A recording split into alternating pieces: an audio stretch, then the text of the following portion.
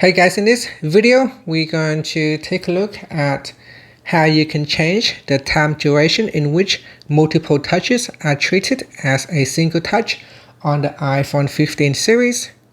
First, let's go back to the home screen by swiping up at the bottom of the screen, and from the home screen tap on Settings.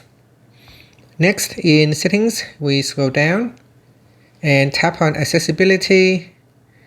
Then go down and tap on Touch. Next, tap on Touch Accommodations. In here, tap on Ignore Repeat to switch that on.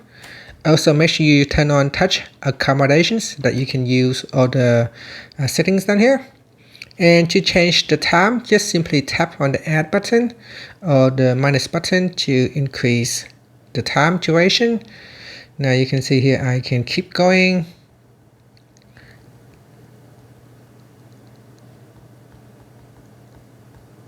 And that's it. So that is how you can readjust your ignore repeat time.